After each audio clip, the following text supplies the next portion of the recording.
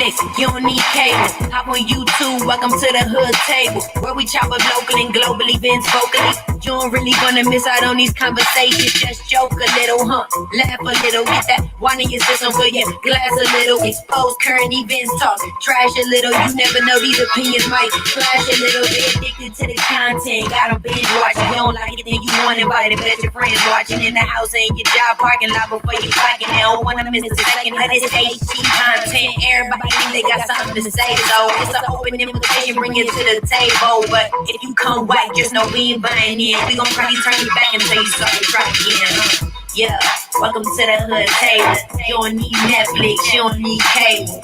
Yeah, welcome to the hood table. You don't need Netflix, you don't need cable.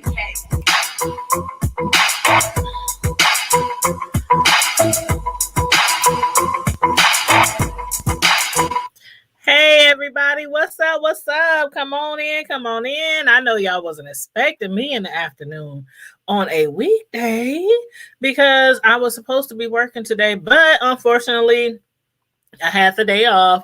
Unexpectedly, my work computer crashed and I can't receive another laptop for work until tomorrow. They're supposed to overnight me one tomorrow. So all day today, I had the day off.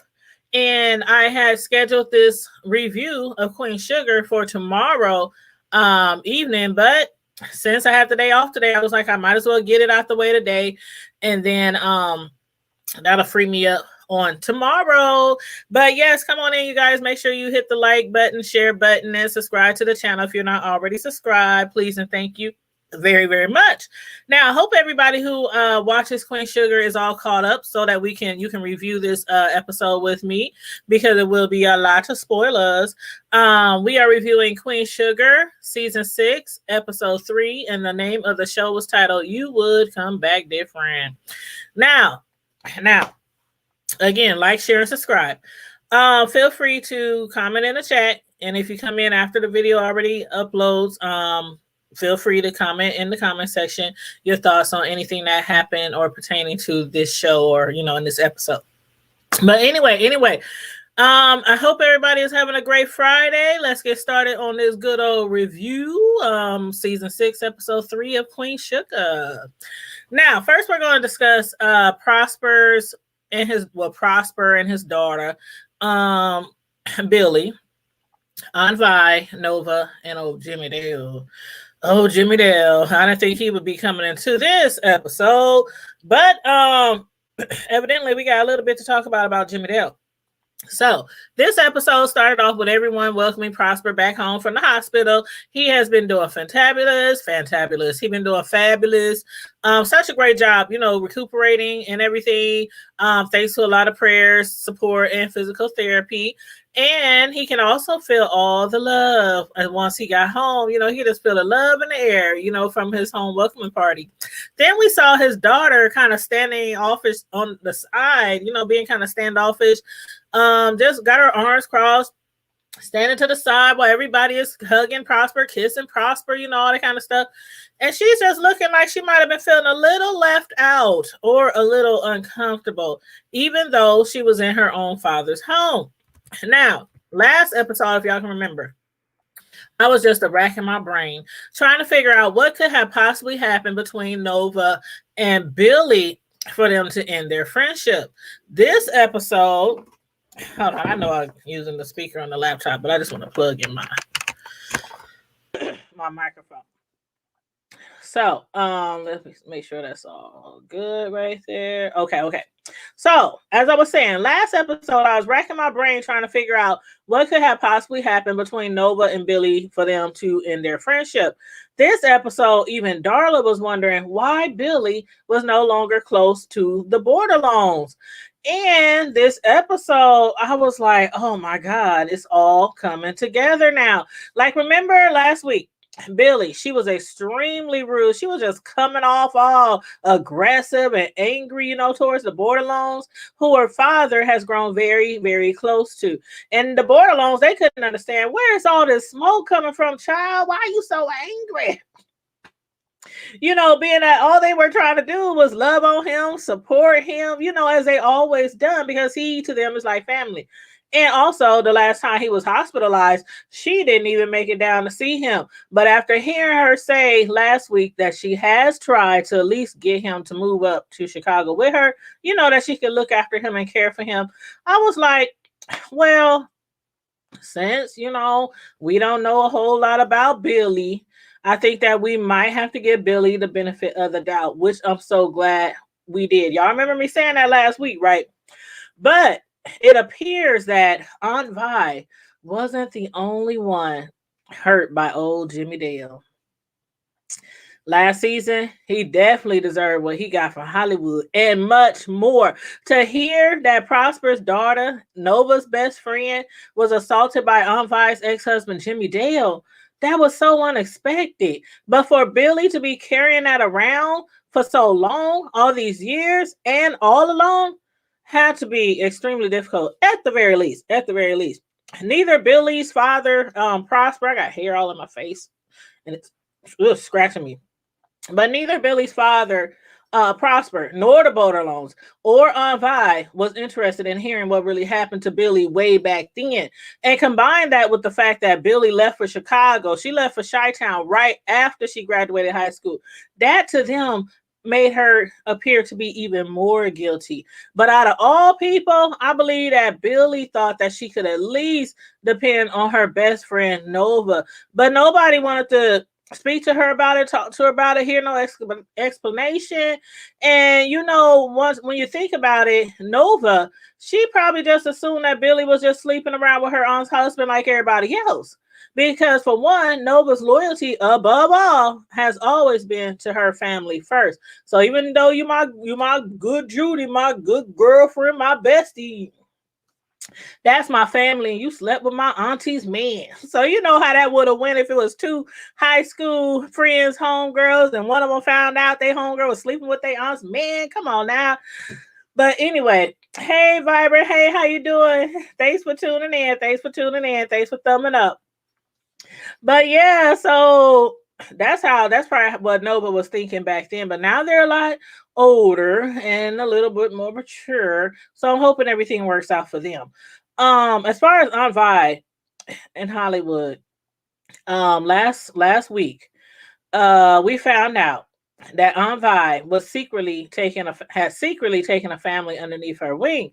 Before that, we just knew that she had been, really, really secretive, making us wonder who was the mysterious person behind door number 612. And then we saw that the producers have added another battered woman storyline to the show, featuring our girl, Paula J. Parker. Now, Parker is playing the part of Celine, who is new to St. Joe Parish, and she's a single mom of a 10-year-old son named Gabrielle, and she's been struggling and holed up in a hotel, or motel, I should say, hiding out from her abusive husband. Aunt Vi, who still hadn't told Hollywood what was really going on, was forced to tell him on this episode. And she probably would have got another one over him. She probably would have had him again, when boxing up that huge box of food and supplies. But because of him seeing her slip some money out of the register into the box, he knew she was lying about where she was delivering that food to. Talking about, oh, it's just some food to a customer. What customer? Quit being nosy. Mind your business. He knew something was up. That's why he sat outside waiting for her to take that box to the car. But so now the cat is out the bag. Aunt Vi, she invited Celine and her son to join her at the diner. But is it wise to have this family traveling around the town, going about to and fro, when Celine's husband could very well be out there looking to drag her and their son back home, or even worse, to hurt her and or her son? So I don't know. Y'all let me know what y'all think about that one. Hollywood, the Real Spot Zone. The Real Spot Zone. I like that name. The Real Spot Zone, Hollywood's newest joint, is finally open and having a grand opening party. And at the party, we have Micah, Ralph Angel, and several other men who I don't know who they are, in attendance. Prosper, who wasn't there in the presence, he was still able to enjoy the festivities by Micah streaming him in by phone. I don't know if he was Zooming or Skyping or StreamYard in. I don't know what the heck he was doing, but he was able to, view everything from Micah's phone. And what I can appreciate about Hollywood is him trying to do what he's doing for that club. It's not just a club. It's not just somewhere for men to gather around, drink, and shoot the shit. He made it a point to let the fellas know that this is a place for them, a safe place, a safe haven for them as men to discuss any and everything that concerns them. And I do believe Hollywood knows how most men, being men, tend to keep their feelings all bottled up. Most men, not all. And even Aunt Vi acknowledged that.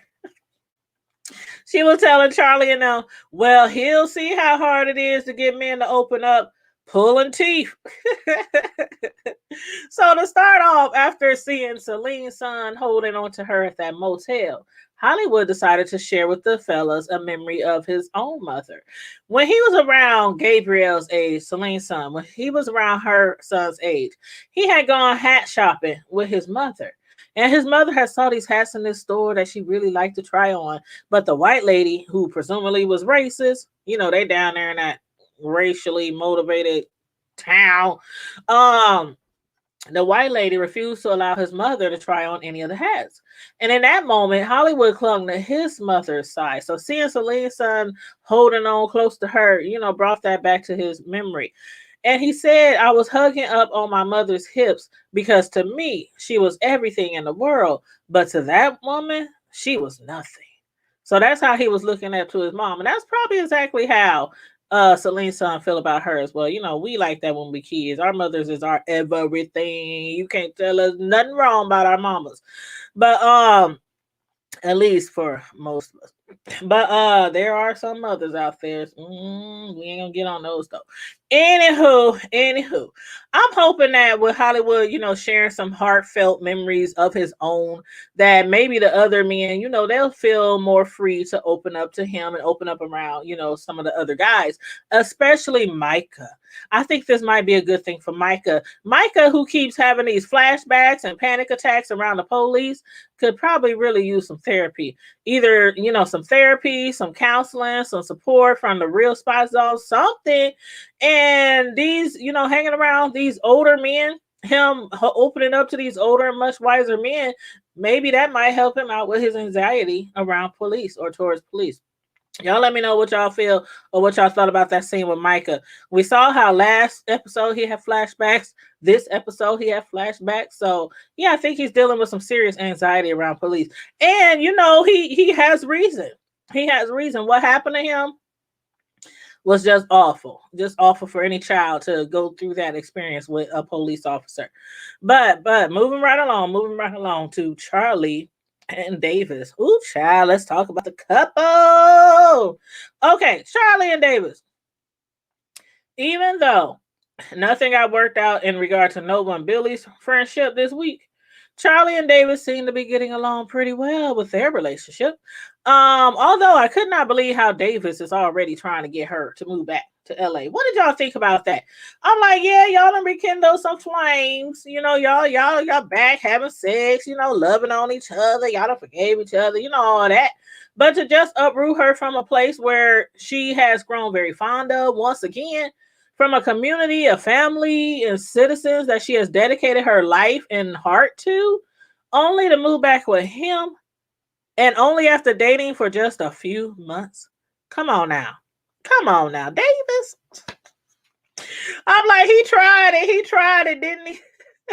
Charlie told him, my life is in St. Joe now. I have a calling, a community here, but long weekends in LA with you sounds magnificent.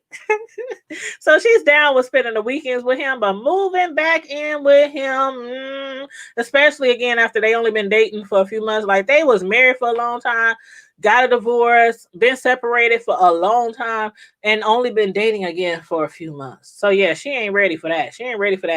I thank God that Charlie is a very, very strong Black woman, because she's not committing herself to a move just yet. What she is ready for, though, is going public as a reunited couple.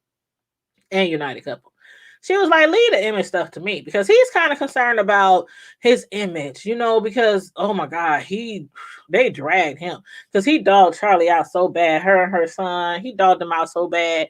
I mean, they was all out in the public, all the details of their relationship, their divorce, him cheating, sleeping with all these different women. And then remember the woman who accused him and some other men of assaulting her, other men from his basketball team.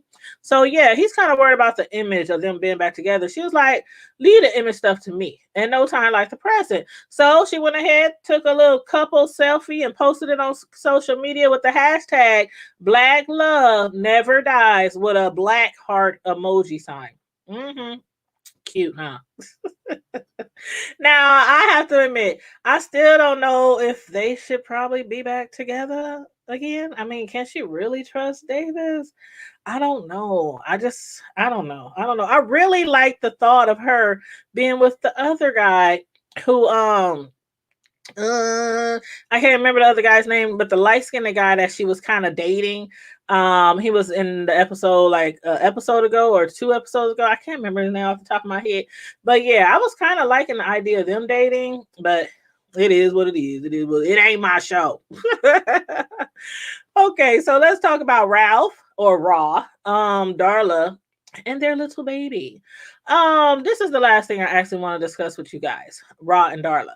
Now, last time I had mentioned that I didn't even think that Darla knew anything about Raw taking out all those paycheck advance loans, when in fact she very well did. And their sugarcane still isn't harvesting. It still isn't coming in like they needed to. And they are getting extremely close to maxing out all their payday loans. Along with the arrival of their new little baby girl, they both have much to be concerned about. Therefore, since they are still waiting on those remedy checks, Darla suggested that they ask others for financial assistance. Hey, Miss Hall, how you doing, boo? Thanks for tuning in. But yeah, they're asking others. She wants to ask others, to help them out financially. Others meaning most likely Charlie. I mean, who else could she be speaking about? We know Charlie is like the one in the family who bails everybody out when they need some financial assistance. So I do believe that she's talking about either maybe even Charlie and maybe even Aunt Vi, But Charlie or Aunt Vi, neither one of them or anybody else does Ra want to ask money from. He said, don't give up on me. I just need a little bit more time. I love me some Ralph Angel, and when he be talking, I'll be like, oh, keep talking. He be like, Anyway, let me stop. Ralph Angel, he's trying to carry his family on his own, which he has been doing for quite some time now and doing very well. He even tried to refuse money from T, the ex-jailmate of his. And that guy, I can't remember his real name, but I didn't see him in other shows or movies. But T, he didn't take no for an answer. And when he slid that money to Ralph Angel, why did I get a feeling that the money Raw just received would come back to hunt him? Like, did y'all get that feeling? I don't know. I just got this eerie feeling at the end of that scene. And I don't know. Maybe it was because right before giving that money to him, he has suggested a fast money scheme to Raw. What he has suggested, y'all, these storylines be cracking me up. You said Ralph Angel needs a family loan yesterday. Yes, Ralph Angel needed a family loan like yesterday. Man, I was just like, T, who has been stealing office computer equipment, the offer to give Raw a getaway driver job. Can you see Raw being a getaway driver? And in addition to that, they were stealing the computers from one of the warehouses owned by the Landrys. The Landrys, a family that Raw does not want to be getting mixed up with. Not at all. So even though T, said the money was actually a gift for the baby, again, I hope it somehow doesn't come back on Raw, come back to hunt him, come back to bite him, because we are all familiar with the bad blood that still exists between the Border Loans and the Landrys. So yeah, I wouldn't have took nothing from that fool. And if he would have forced it in my hand, I would have threw it in the trash. I don't know. Would y'all have kept the money? I don't know. The dude, they stealing computers from the Landrys. And we already know that the Landrys and Ross family been having a long beef. I mean, they've been beefing for years, since way before their father died. So anyway, y'all let me know about this friend T. Let me know what y'all think about him. And let me know what y'all think about Raw. Do y'all think he's going to end up asking his sister or somebody else for money? Let me know, because they see that's what the Real Spot Zone is for all the men to come together and talk about everything and anything that deals with men and being the head of the family and, you know, dealing with society and all that kind of stuff. Maybe he needs to ask their opinion. Maybe they need to pass a collection plate around the Real Spot Zone, because Raw, sometimes it's okay to accept not a handout but a hand up. And on that note, y'all, make sure you again y'all like and share the video, and stay safe, be blessed, remain vigilant at all times. I will be back later for another live this evening. In the meantime, bye. I holla.